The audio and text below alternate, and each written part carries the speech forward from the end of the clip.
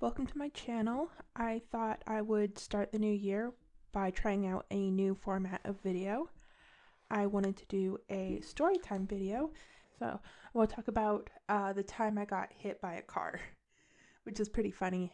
Okay, so on this night, I was hanging out with some former friends. They lived in Yonkers, which is like a borough or a suburb, kind of. It's a little separate from New York, but it's close enough. You just gotta take like a pretty long train to get to Yonkers from New York. And at the time, I was living in New York, and it was late, and I was leaving their house from house. It's an apartment.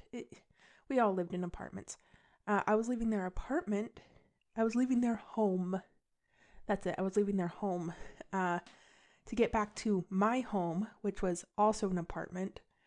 And it was pretty late at night. So I was getting the last train out of Yonkers so I could get back to Brooklyn. And I don't live there now.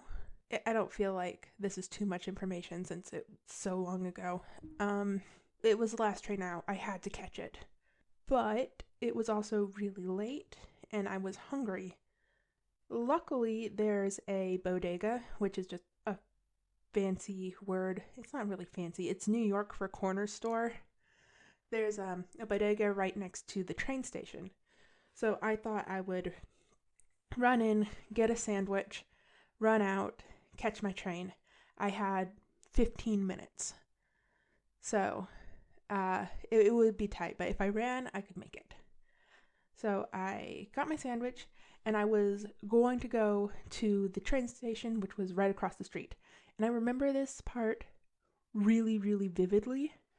I looked to my right. Nothing was coming. I looked to my left. A car had stopped, and the person inside made eye contact with me and gestured with their hand for me to cross. They waved me across. I smiled because I'm friendly and nodded back and started running because I was going to miss my train and be stranded. So I remember I was still looking towards my left. I was still looking towards the car that just gestured to me. But as I was crossing into the next lane, I wanted to double check that there wasn't anything coming. So as I was running, I turned my head, and this happened in slow motion. I remember it in slow motion. Headlights came out of nowhere. There was not a car there 5 seconds ago. I remember being mid-stride, so both of my feet off the ground, and I was going to land with my leg right in front of the car, and I knew I was going to get hit by it. And I remember this happening in slow motion. I remember every thought, which was, where did this come from? Oh no, this is going to hit me. Is this going to hurt? And then I fell because it had hit me. Luckily, the driver saw me and was decelerating and hit the brakes right after they struck me, so they didn't roll over me. But I remember as I was falling, I remember thinking, oh no, road rash. But it was winter, so I was wearing long jeans and a jacket. And then my next thought was, keep your head up, keep your head up, keep your head up, keep your head up. That's what I was thinking as I fell. I'm thinking this because obviously you don't want to slam your head down on pavement. Falling from like a standing position isn't a long way to fall unless you strike your head, in which case it can be very, very dangerous. So I remember actively straining my neck and pressing my ear to my shoulder as I fell so that when I landed, my head wouldn't strike the sidewalk. I remember distinctly when I hit the street, I heard the plastic bag my sandwich was in also hit the street.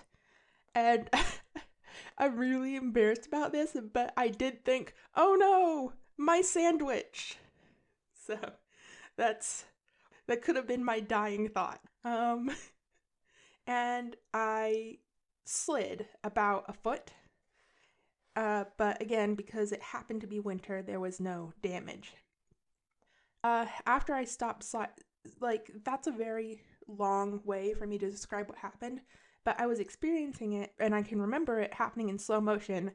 That all probably happened, that probably happened in like 10 seconds, maybe. I remember when I stopped sliding, I relaxed my head and I like relaxed my body and like laid on the street for like a half second, like, oh, thank God, I'm alive. But my train was coming, so this is what I did. I got up. I checked myself. Leg, arm, no blood, no broken anything. Was there pain? A little bit. Not really. I chalk that up to adrenaline now, but at the time I was like, okay, I'm fine. Next, check the car. No dents. Walk around to the side of the car, and I look inside, and I say, your car's okay. I'm okay. And the driver was staring straight ahead. He couldn't even look at me, and he kept saying over and over, you've got to be kidding me. You've got to be kidding me. You've got to be kidding me. Like, he was worse off than I was. I think the man was in shock, but I couldn't stick around. So I was like, all right, your car's fine. I got to go. And I ran the rest of the way to the train station. It was a hit and run. I was the one who ran. I shouldn't have left the scene, but I really, really, really needed to get to my home. I didn't want to be stuck there overnight. Although, if I'd been smart, I wouldn't have been stuck like outside all night. Probably would have been in the police station or somewhere. Point is, I got there and I remember being really disoriented. Like, I can't believe that just happened because you buy your tickets for these trains with these automatic machines.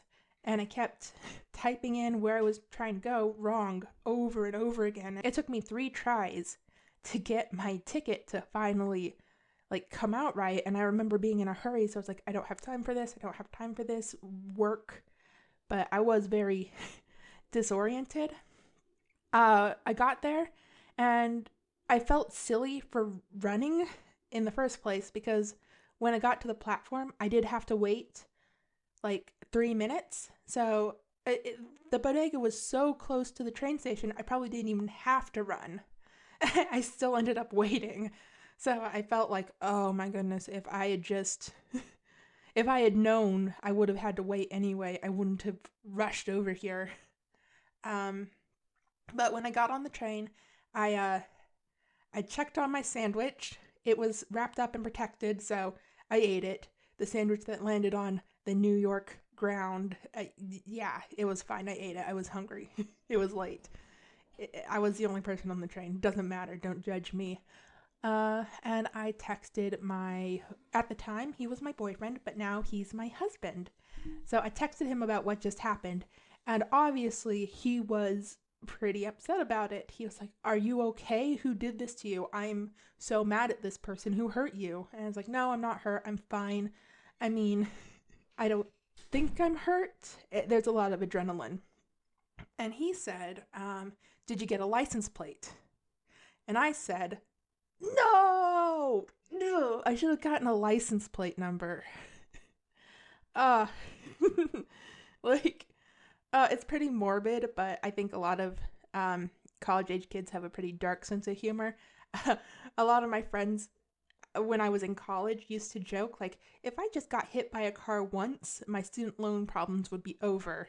And I heard that joke a lot.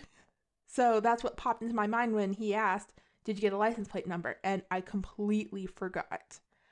I was so focused on being alive and getting to my train that I forgot what you're supposed to do, which is stay at the scene, get a license plate number, and all that stuff. But in my defense, like, they will tell you if you ever get hit by a car, get the license plate number. But they won't tell you, after you get hit by a car, you're pretty confused. At least for 15 minutes. You're really confused. So if you're ever hit by a car and you don't get the license plate number, or you have been hit by a car and you also forgot to get the license plate number, don't beat yourself up. Like, getting hit by a car is an ordeal, and you're not in the right state of mind right after. So anyway, uh, actually, I'm actually glad I didn't get the license plate number because again, the dude was in total shock, and he was just saying over and over, "Are you kidding me? Are you kidding me?"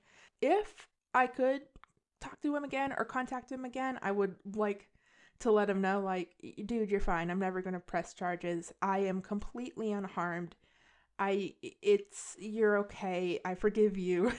Because, like, for months after, every so often I'd think about that guy, like, I wonder if he's at home, like, riddled with anxiety and dread that one day he'll get, like, the police coming to his house saying, "Did you hit this person?" No, I doubt he would ever see this, but if he did, no, no one's gonna get you for that. It's fine. I'm fine. Everything's fine. Um, so I'm riding home, right? Because I want to talk about like the aftermath of it again. Because at the time, I was totally fine. But as I sat on the train going home, I got more and more sore. And I was like thinking about my leg. It felt like it was going to bruise where it was hit. And I was thinking it was so sore that surely it would bruise. It didn't. It did not bruise. I didn't even get a bruise from this ordeal. Uh, that's how strong I am. That's how tough I am. uh, I did go home and I went to sleep immediately because it was very, very, very late. The next day, I assessed how I felt, and I would describe how I felt after getting hit by a car as, have you ever had like a really bad night's sleep? Like you slept in a funny position and you woke up and it hurt to move like your arm or your leg? Or have you ever like stayed in a hotel room or a guest room with a really bad mattress and you wake up and you're just sore all over and it's just a terrible night's sleep? Yeah, that's what getting hit by a car felt like. A really bad night's sleep. It felt like that for about 3 days, and every morning it got slightly less sore. So basically nothing. I didn't even get a bruise. I am unkillable. I am unhurtable. I have always had a really crazy high pain tolerance, and sometimes it just comes in handy. Like when you get hit by a car. I think I didn't leave a dent in the car. It was really dark, so it's hard to tell, but I wouldn't be surprised if the car had more damage than I did. uh, so that's the time I got hit by a car. And after that, I think about the person that hits me as being more of a victim than I am. Oh, the poor dude was in shock, and I was just like, could you imagine? Because, again, the car came out of nowhere. I suspect he, because it was an intersection where a road connected to the road I was crossing. I suspected he ignored the stop sign and turned and hit me, and he didn't see me coming because it was so dark. So I suspected he just ignored the stop sign. So he is in the wrong, but can you imagine you're driving around your neighborhood, like you live here, this is where you live. It's like really late. It's like 1 a.m. Like you see a stop sign up ahead.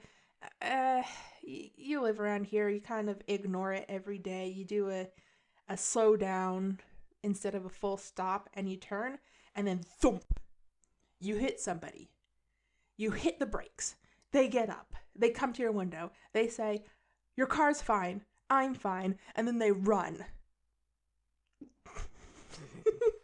I think just saying it from his point of view, it was probably a really disturbing experience. So that's my story.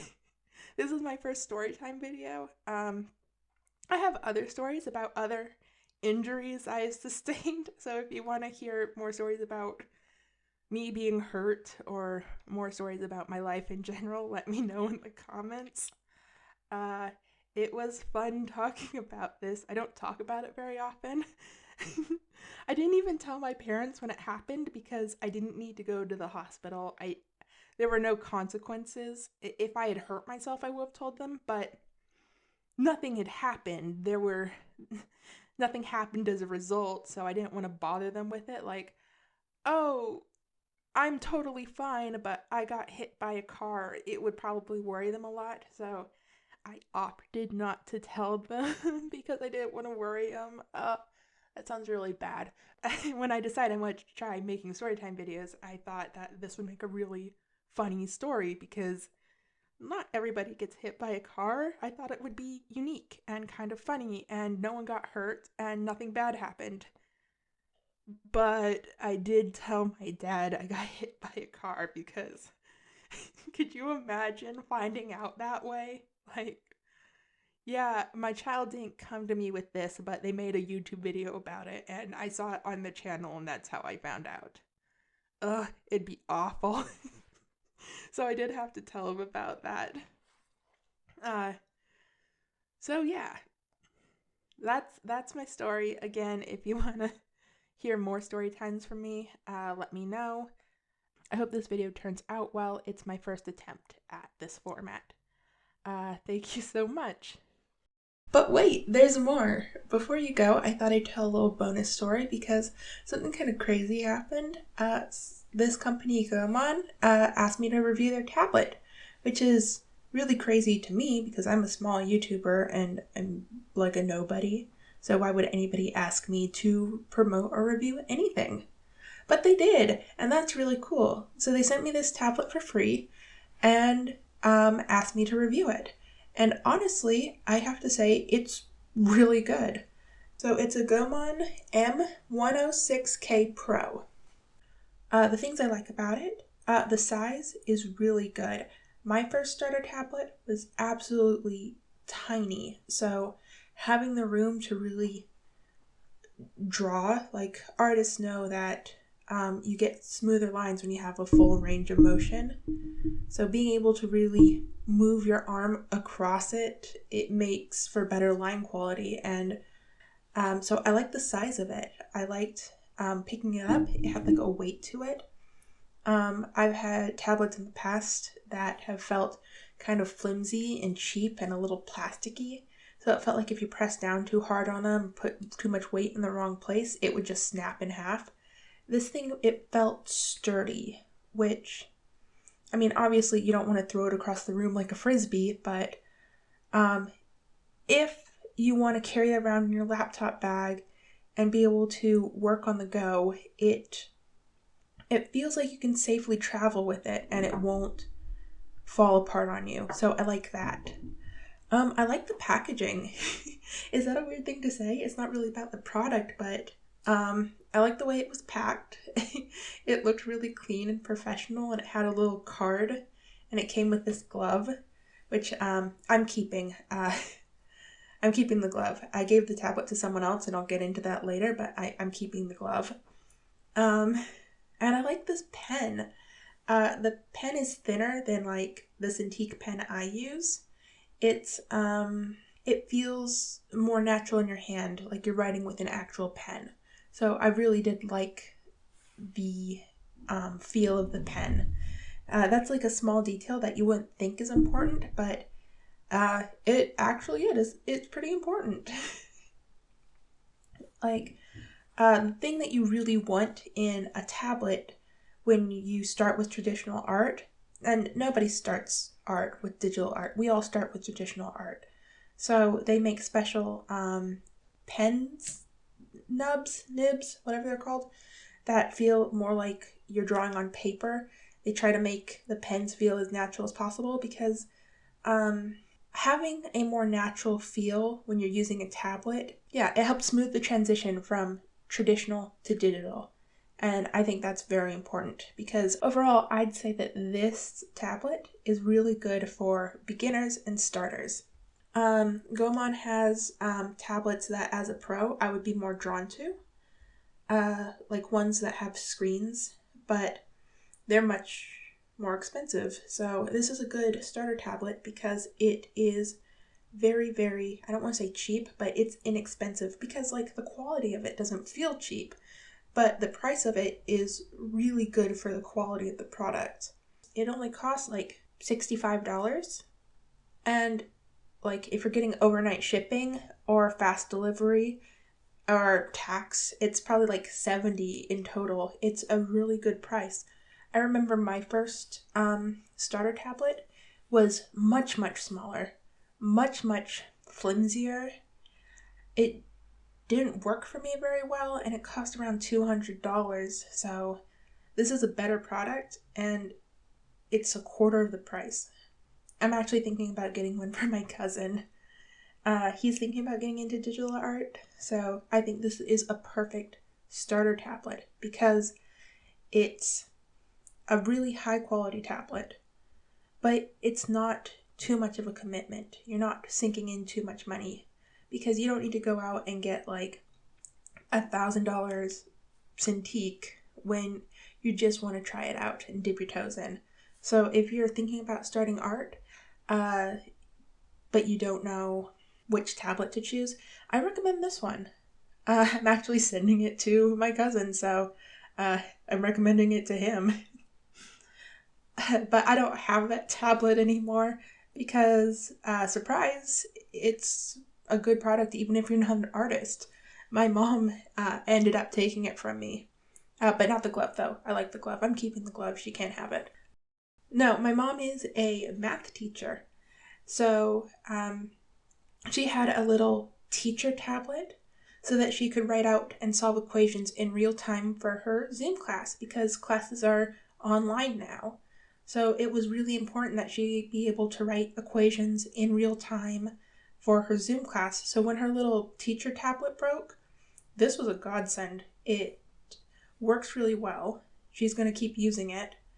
And, in these uncertain times where conference calls and Zoom meetings are the norm, if writing out ideas in real time is important for communication, like teaching and brainstorming, maybe this is a good product regardless of whether or not you want to get into art. Overall, I'm very happy with it. And it's really crazy that they sent me that tablet. That's really insane. Am I a real YouTuber yet? No? Okay. Thanks for listening, guys. And thank you for sending me that tablet. That was really nice, and it came at a really good time.